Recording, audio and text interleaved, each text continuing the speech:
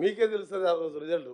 Clarification Ponguleti గారు, మీరు ఇందాక తెలంగాణ ఆవిర్భావ దినోత్సవాన్ని ఘనంగా చేస్తామంటున్నారు. గత ప్రభుత్వ హయాంలోనే దశాబ్ది ఉత్సవాల పేరు మీద 10 రోజుల పాటు పూర్తిగా చేశారు.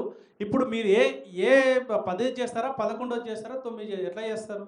ఇప్పుడు మేము 10, 11, 14 అన్నది మాకంటే మీ దగ్గరే లెక్క ఉంది. 10 ఇప్పుడు వస్తుందా అప్పుడు వచ్చిందా?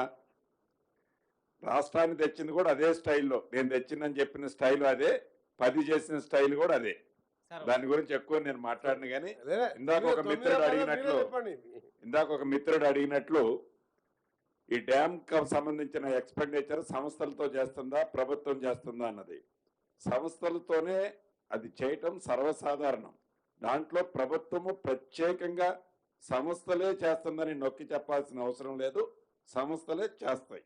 సార్ ఇప్పుడు ఎల్ఎన్టీ ఎల్ఎన్టీకి దొంగ సర్టిఫికెట్లు ఇచ్చిన ఇంజనీర్ల పైన చర్య తీసుకోవడానికి ఏమన్నా? తప్పకుండా ప్రభుత్వము తప్పు ఎవరైతే చేస్తారో చట్టానికి ఎవరు కూడా చుట్టం కాదు, తప్పు చేసిన ప్రతి వాళ్ళకి శిక్ష తప్పదు. సార్ ఇంకోటి సార్, ఇంకా మేడిగడ్డ దగ్గర ఎట్లాగో పంపింగ్ పాసిబుల్ కాదు కాబట్టి అన్నారం దగ్గర నుంచి పంపింగ్ చేసే ఆ ఫీజిబిలిటీ గురించి ఇందాక నేను చెప్పింది. గత ప్రభుత్వం ఏదో తప్పు చేసింది, తప్పును సాకు చూపించి రైతన్నలను ఇబ్బంది పెట్టాలన్నది ఈ ప్రభుత్వం యొక్క ఉద్దేశం కానే కాదు. ఆ గ్లోబల్ ప్రచారం అనేది ముమ్మాటికి తప్పు. ఈ ప్రభుత్వం ఈ రోజు కేబినెట్ లో కూడా దాని మీదనే గౌరవ ముఖ్యమంత్రి గారు నిపుణులందరితో కూడా చర్చించింది అదే. ఏ మాత్రం అవకాశం ఉన్నా నిపుణుల సూచనల మేరకు డ్యామ్లో వాటర్ ఆపకుండా ఏదైనా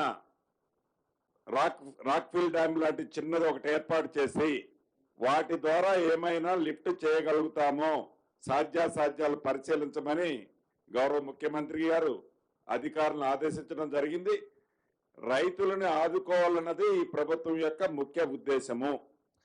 మంత్రి శ్రీరావు గారు సార్, వడ్లకు సంబంధించి మీరు మేనిఫెస్టోలో వడ్లు కొంటామని చెప్పారు, కానీ సన్న వడ్లు దొడ్డు వడ్లు అనే విషయాన్ని స్పష్టంగా చెప్పలేదు.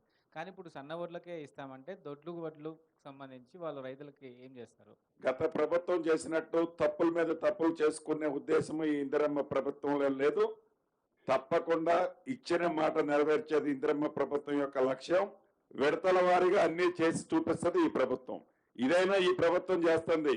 అడిగే నైతిక హక్కు ఆ ప్రభుత్వానికి ఏడుంది? నైతిక హక్కు ఉందా?